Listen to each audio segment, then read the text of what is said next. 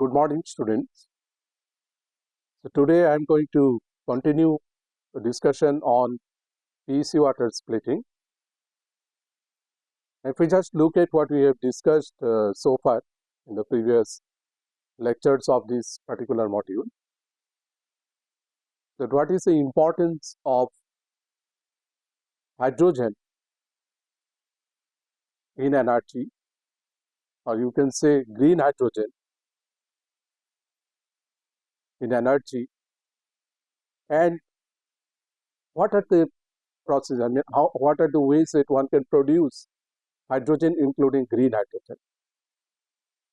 So what we have seen that PEC water splitting is a technique which can produce green hydrogen, and there are some important issues related to PEC water splitting. The issues which come in PEC water splitting is the materials which are used in PEC water splitting process. So suppose, as we have discussed earlier, that in PEC water splitting we have typically one photoanode and one counter electrode, and in between there is an electrolyte. So broadly you can say that there are three components in a PEC water splitting setup, that is two electrodes and electrolyte. So we discussed in detail about all these three components and their important features for a good water splitting process or efficient water splitting process. So when we talk about photoanode, what we have seen that photoanode should have the characteristics like efficient light absorption. It should be able to absorb light of various wavelengths. Okay, and the absorption should be as much as possible. Second is the photoanode structure should be such that it can transport charge carriers efficiently. Of course, the charge carrier transport is also important because it goes to the electrolyte and then it also flows across the outer circuit. So depending upon what type of semiconductor we choose as photoanode, we produce hydrogen or oxygen in the respective electrode. So when we discussed about a counter electrode, suppose a metal counter electrode, and we take it almost like one standard material like platinum, and then keep on changing the photoanode.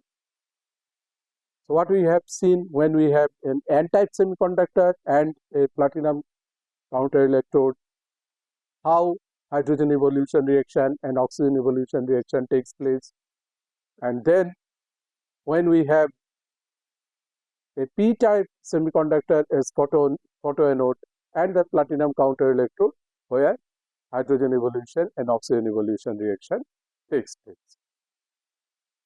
Now, as far as the materials are concerned, what we have seen that in PEC water splitting, the first semiconducting material which was used is titanium or titanium dioxide. And then people have also used various oxides, and we have also discussed about those, and I have also discussed some case studies, how to design the structure of the photoanode material and how to make nanostructuring also of this photoanode material so as to see the better and efficient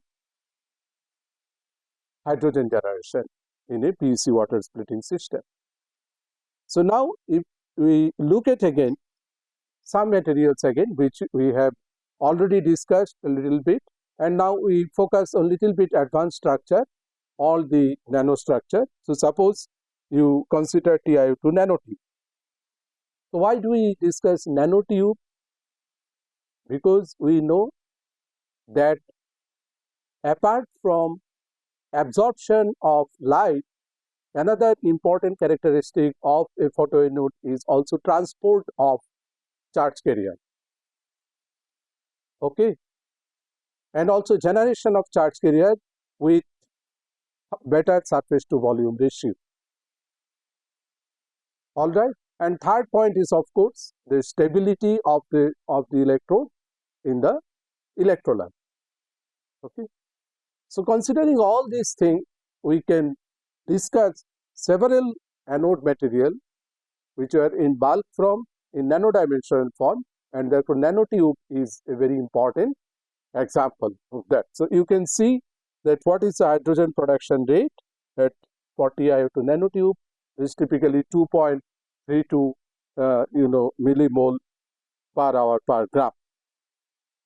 But in case of TiO2 thin film, we can see 59.8 micromole after 8 hours. Okay, so there is a variation when we change the morphology, when we go from thin film to nanotube form or nanotube to bulk form, there is a variation in the hydrogen production.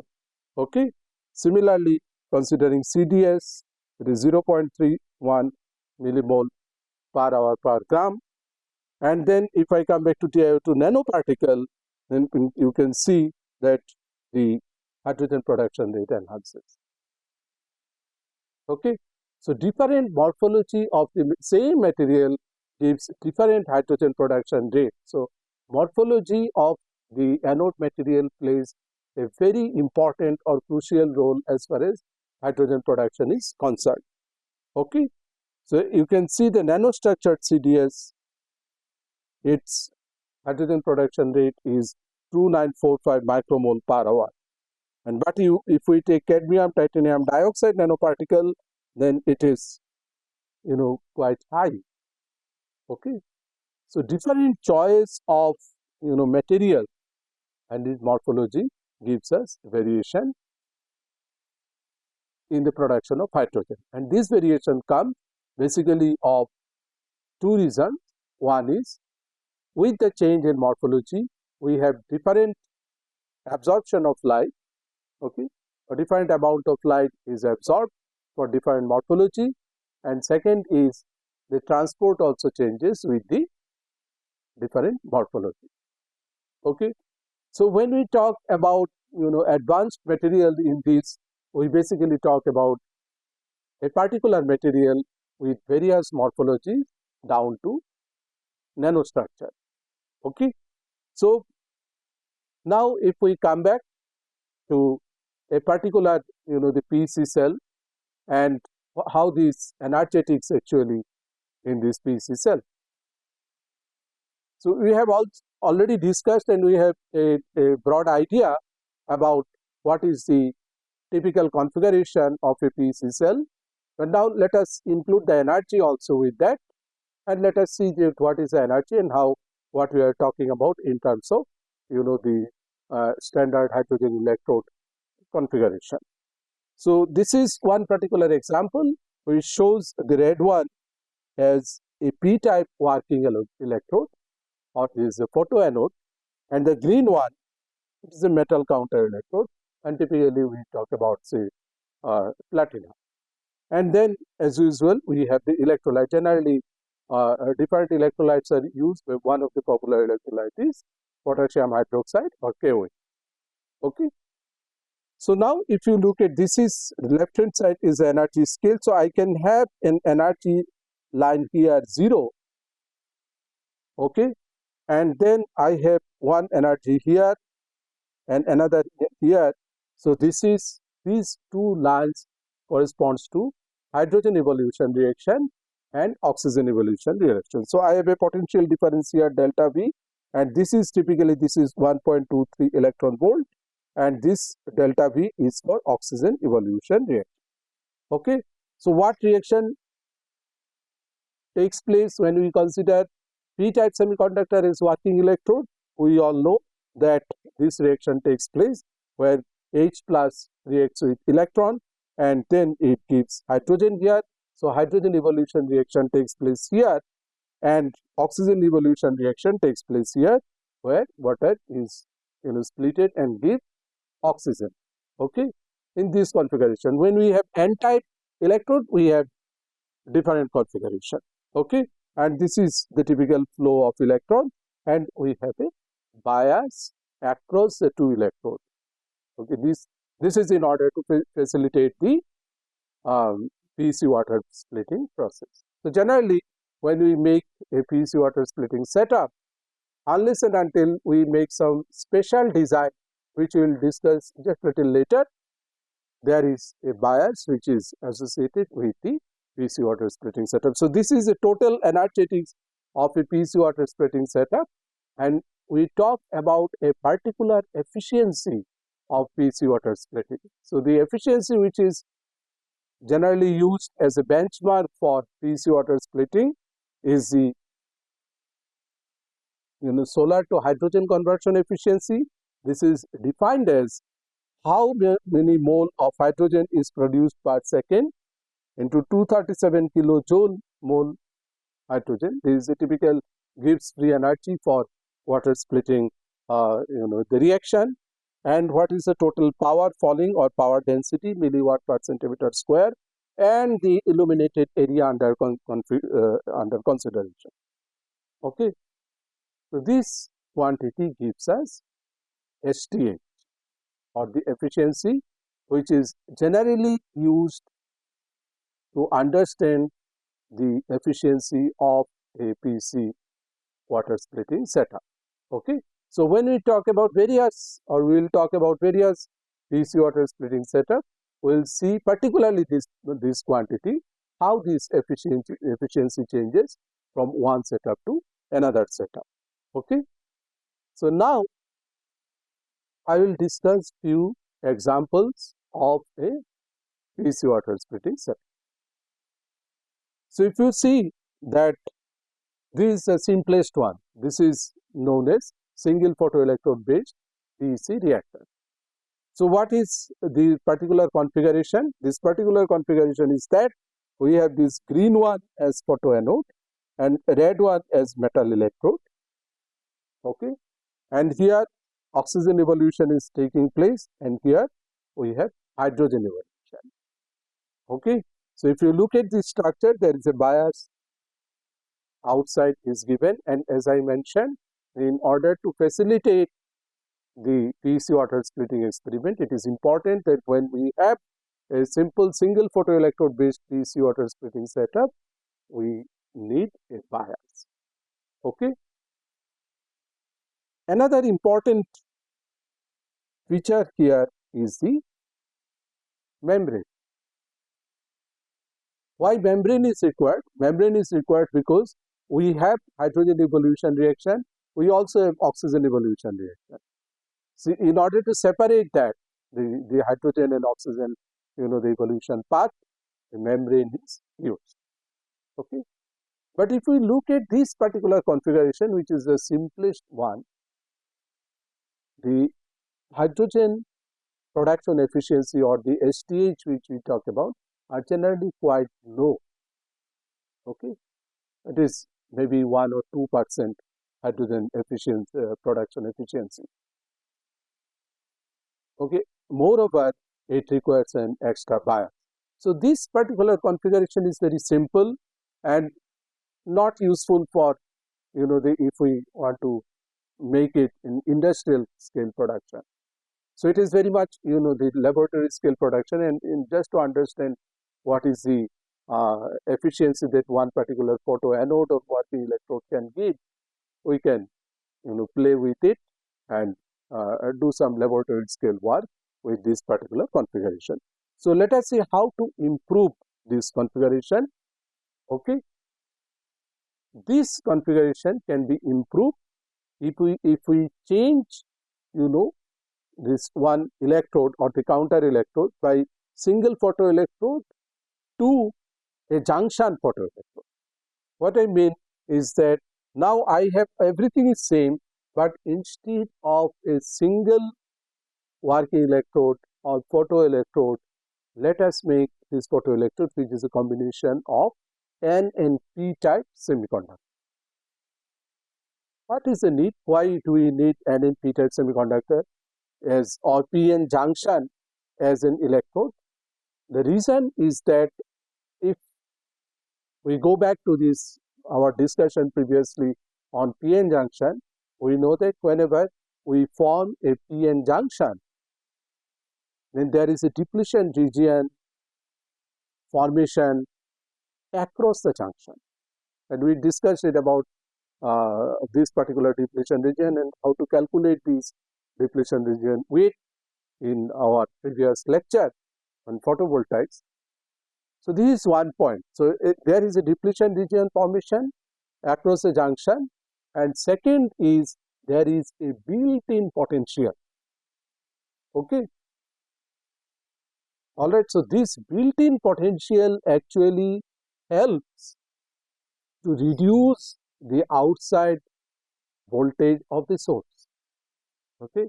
So now this built-in potential itself actually gives a driving force for the charge carrier transport inside the photoelectrode and then followed by its movement across the outer circuit. Okay. So let us see some example on the p-n junction based photoelectrode system in a PEC cell. So there are some typical photoanode which are being studied by various groups.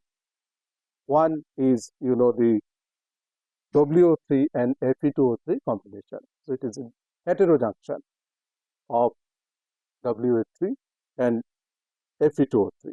So you can see the current density. It is typically 1 milliampere per centimeter square current density. Remember that we discussed about benchmarks of a PEC water splitting system in my earlier lecture, and as per the benchmark, the current density should be 10 to 15 milliampere per centimeter square.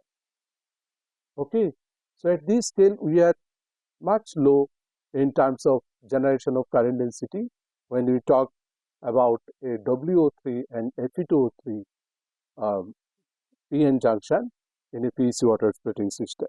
But if you take Fe2O3 and Zn Fe2O4, then our current density is further reduced. Okay. And I also discussed in my previous lecture why we change various oxides. What is the reason? Because we have to see their position, CBM and VBM, that means conduction band minima and valence band maxima with respect to HER and OER. And this is one criteria. Another criteria is, of course, its stability in the liquid electrolyte. Okay. So these are the two criteria based on which people work with various material, and particularly the oxide materials which are more popular in PEC water splitting, and we have discussed several oxide materials and with some case studies for PEC water splitting. But if we take a combination of Fe2O3 and Zn Fe2O4, the current density further reduces. But if you take a combination of same Fe2O3 and CuFe2O4, then current density enhances. Okay, so you can see 2.26 milliampere per centimeter square. That means the material which are used in the junction, p-n junction, play a very important role. So why do they play a very important role? One is that when you form a junction, the junction material and the junction configuration decide what is the built-in potential. And just now I mentioned that built-in potential is important because it actually facilitates the charge transport process, and therefore the outside, the bias, whatever you connect is reduced. Now this is one point. Second point is, when we have a heterojunction, that means we absorb photons from different wavelengths. Okay. So depending upon which material I am using in the junction, depending upon its band gap, as we know, the absorption of light for a particular band or the light from solar, from sun of a particular band is selected. Okay. And accordingly, the absorption also gets modified. And sometimes it is improved. If absorption is enhanced, then of course the charge carrier generation is enhanced. If charge carrier generation is enhanced, then we have higher photocurrent. So there are two things combination of when we engineer this heterojunction. There are two things which are important. One is the built-in potential, the depletion region, and second is the absorption of light depending upon the band gap of the heterojunction. Okay. We have to also talk about one more point here, and that is, of course, defect.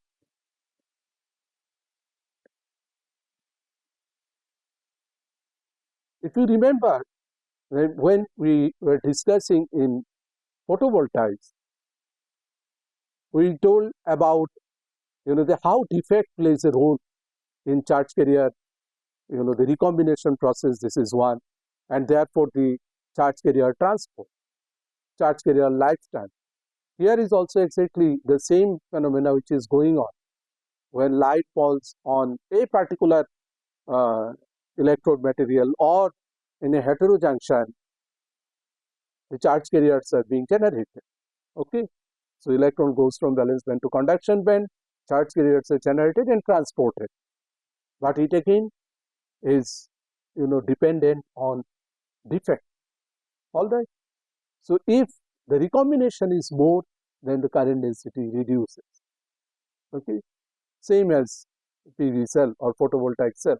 So therefore, one is to take care of what are the defects are being generated when we combine two materials. One is a defect of a particular material of the junction. Second is defect of another particular material, of the junction.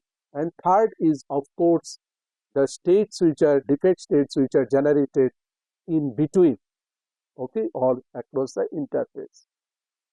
One is to take care of that. So these defect states also play a very crucial role to decide the final current density of a particular PEC water splitting.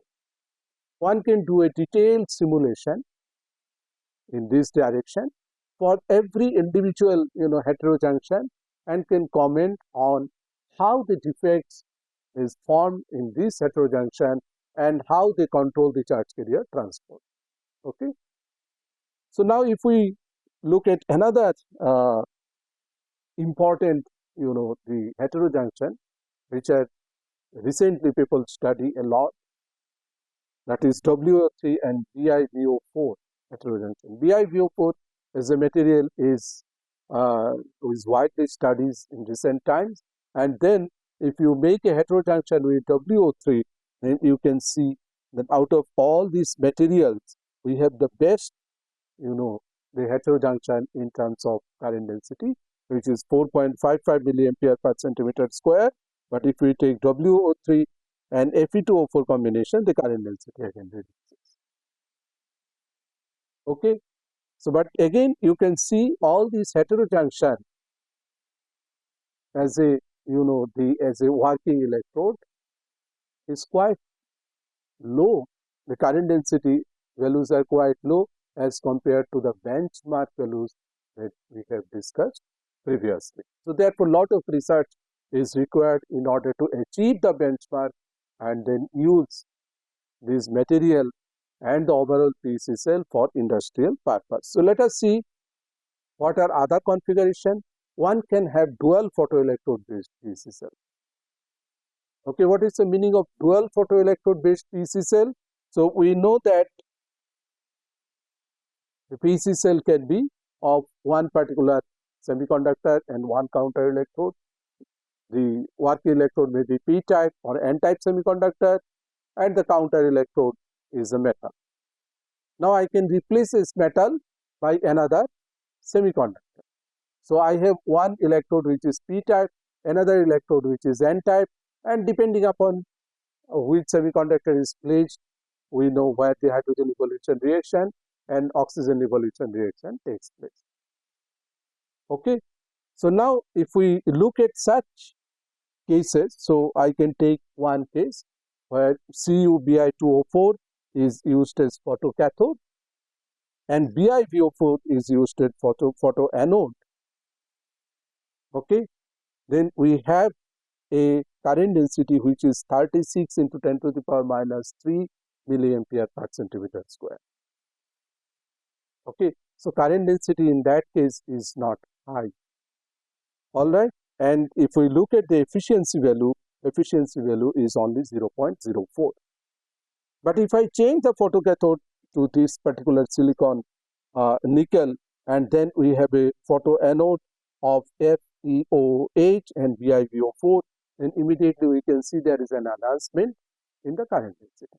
Okay, so it becomes 2.69 milliampere per centimeter square, which is quite high, with an STH, this efficiency of 2.5. So out of various choices which are given in this particular table, like the third one, N-doped platinum and TiO2 along with SrTiO3 or strontium titanate, or we have amorphous silicon, and there is a combination of photoanode where one can have a little higher the efficiency, and this is again a combination of platinum, CdS and CIGS with photoanode is BiVO4. We have quite high current density as well as high efficiency. Okay. So what we have seen now in all these three cases, the first thing what we have seen that we have nanostructured photoanode or working electrode, okay, or nano engineered photoelectrode, but it is a single electrode, and then we have seen a junction electrode that we can make heterojunction, and now what we have seen that one p type and one n type. Along with that, we have seen various combinations of the photoelectrodes or various combination of various material for both the electrodes for photoanode and photocathode, and how the current density varies and efficiency varies. However, we do not say it's very high. So therefore, as I mentioned, that there are further research which are required. Okay. So briefly, the combination of electrode shows that we have one particular PEC cell. Only what I am changing different materials as electrodes. Okay, either the working electrode or the working electrode and counter electrode both. Now, one more thing which one can do, one can have a combination of a PEC and photovoltaic cell. So the idea is that if you have a photovoltaic cell with the PEC, then the photovoltaic cell itself produces voltage. Okay, it itself gives a potential, and therefore the extra potential is not required. Okay, so in this configuration, if we just look at some typical example, then you can see that this is a case where nickel, indium gallium phosphide and gallium arsenide solar cell is used, and the PEC system is photoanode where TiO2 platinum is used. We have an efficiency 9% where platinum is used as photocathode. Okay. So now the three cases which I discussed before were somewhere restricted behind 2 to 3 percent efficiency or maximum 4% efficiency, and now we can see there is a jump in the efficiency, and this is directly we can see now efficiency is 9%, which is now very close to the benchmark efficiency. And then one can have a perovskite based the PV unit, and then PEC system we have photoanode nickel foam and nickel ferrite, and then photocathode is platinum in mesh form. We can see that the efficiency is enhanced even further. It is 12.3% efficiency. And then if we have an SHG cell, and then PEC system is nickel foam as photoelectrode, we can see the efficiency is almost 14.5%. So that means the research is now in progress in order to enhance efficiency by combining photovoltaics and PEC. And now you can see we are very close to benchmark, and we can also exceed those benchmark and set up a new benchmark for the industrial production. But with an additional PV system, we have a much better and higher efficient PEC water splitting setup. But although, of course, when we include a PV system along with that, there are other things also, because we involve other system as a whole, and therefore, the material cost and also the production cost enhances. So that is something which we need to analyze when it is used in the industry. What is the optimum use of material, what is the optimum use of the system in a particular, the hydrogen production unit, and accordingly we have to select what type of system is the best optimized in terms of both cost and efficiency. Okay. Well, now what people talk about, and I am not discussing here, is called multi-junction PEC cell. Okay. So suppose one PEC cell give you certain efficiency, we can have a series of PEC cell exactly same as what we have seen the multi-junction PV cells.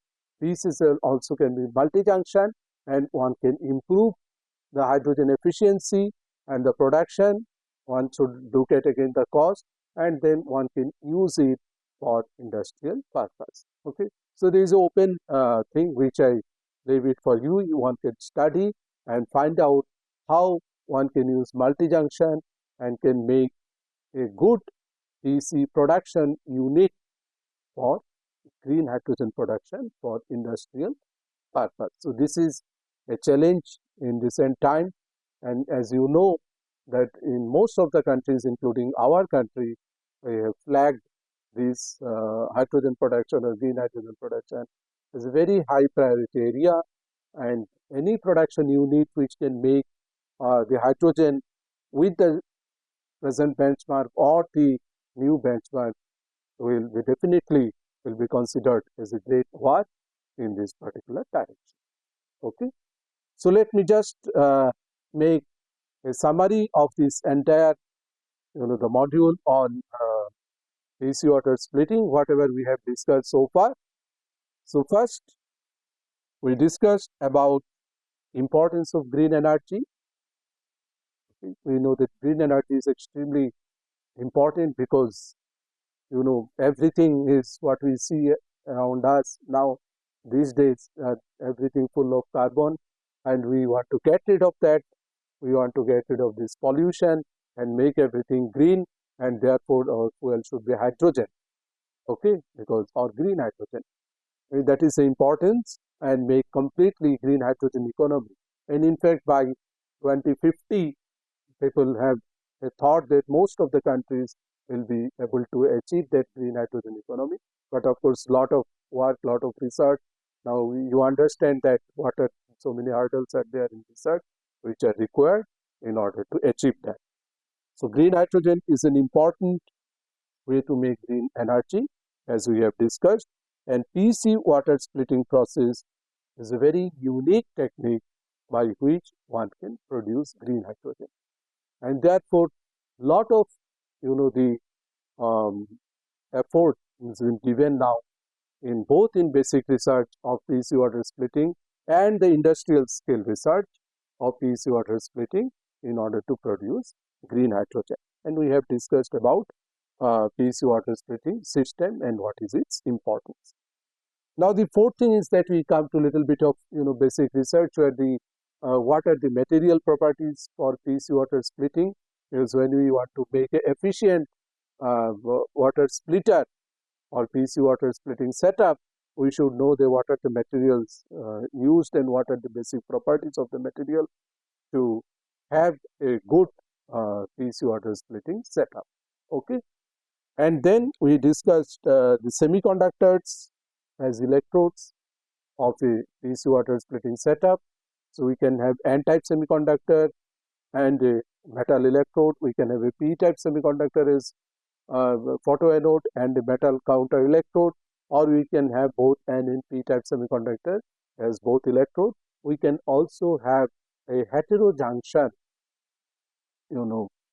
um, electrode, photoelectrode, and that is very important because when we consider the heterojunction, we actually absorb light of various wavelength and various energies, and therefore there is a chance to make a better or enhanced hydrogen production. But another important thing which we discussed as a case study is introducing plasmonic nanoparticle. So we can have a small metal nanoparticle decorated electrode that we discussed as a case study, and if we have a metal decoration on either in a single electrode or photoanode or in a the heterojunction, we can have highly enhanced optical absorption, light absorption because of localized surface plasmon resonance. Okay, and we can have a better the efficiency of a solar cell, and this is a research which is under progress. Okay, and then of course we discussed about metal electrolyte interface and how photovoltaic is generated. Okay, so when we talk about the the photovoltaic, we look at the energy band of the semiconductor electrode, and also a kind of the band diagram of electrolyte. In this electrolyte, what we have seen that we have an energy band corresponding to HER, and we have a energy band, or you can say density of state, corresponding to OER, and there is a gap in between these two. So whenever this semiconductor and electrolyte come in contact, there is a band bending. Okay, and then in order to equalize the potential, a photovoltaic is generated when we shine light on the interface. So this is what we have discussed, and how to improve this photovoltaic and also how to improve the photocurrent is an important part, important area of research, and it is a challenge, and this is what we discussed. And some of the example also we have seen how to enhance the photocurrent density. And another important issue which we have discussed in this is how to modify the physical properties of photoanode. Okay, so when we talk about modification of the physical properties of photoanode, what you mean that how to engineer its structure, its morphology, okay, how to minimize the defect, how to enhance the absorption, how to improve the charge carrier transport. So various nanomorphologies have been discussed, and we also have taken some of the examples, and we have seen that how it can improve the the parameters like current density generated in a PC water splitting setup. And this is not the one way. Another is what we mentioned, that one can also coat it with metal nanoparticle, can take help of plasmonic and make a better the photo anode for water splitting with better efficiency. Okay, but many more work is under progress now in order to improve the material property for better water splitting. And then finally we discussed various PEC system. So when we talk about PEC system, we start with a very simple system, that is a single electron based PEC system, and one can also have a PN junction electrode based PEC system. One can have 12 semiconductor based PEC system like P-type and N-type semiconductor has 2 electrodes. Okay, one can also have a combination of a PC and PV for higher efficiency, and then finally one can have a multi-junction PEC water splitting setup for large scale production of hydrogen for green energy. Thank you.